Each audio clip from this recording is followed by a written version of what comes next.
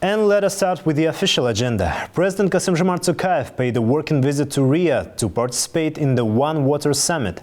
The international forum, co-chaired by Kazakhstan and France, was supported by the World Bank and Saudi Arabia.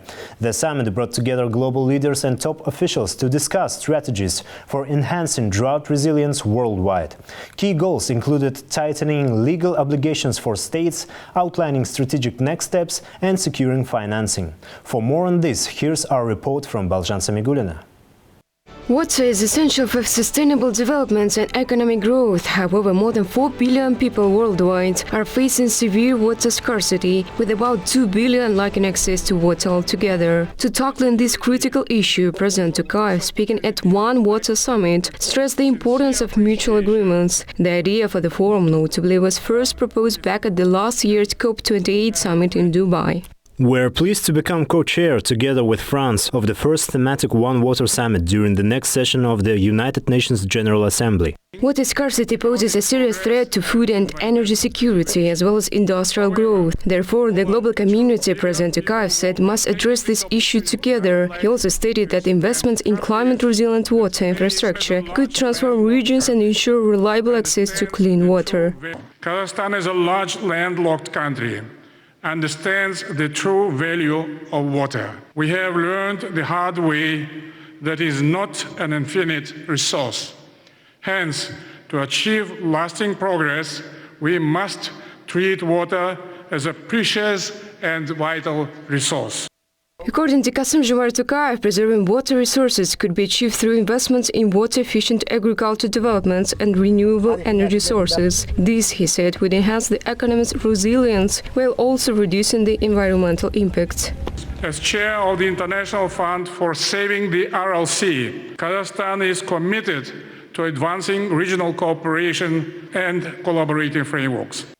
Fully recognizing the value of water, Kazakhstan joined the Global Freshwater Challenge Initiative and the One Water Vision Coalition, which aimed to promote integrated water resource management. In tackling the water crisis, Kazakhstan, with UN backing, will host a regional climate conference in 2026. French President notably echoed a similar view. Emmanuel Macron called for the establishment of a global new water coalition. Speaking at the forum, he said the coalition formed by Saudi Arabia, Kazakhstan and France, alongside the World Bank, would have the responsibility to mobilize resources to fight water scarcity and other water-related issues across the world.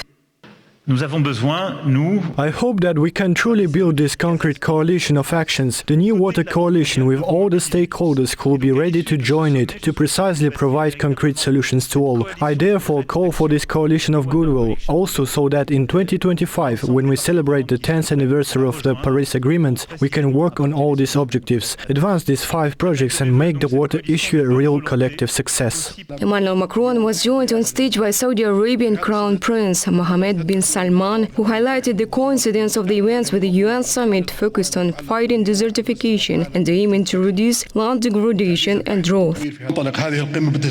This organization will work to oppose water-related issues worldwide by unifying international efforts and finding comprehensive solutions to water challenges, including the exchange of expertise and innovative technologies and the promotion of research and development in this field. We hope that the efforts of the international community to overcome water challenges will contribute to achieving the goals we all aspire to in this field.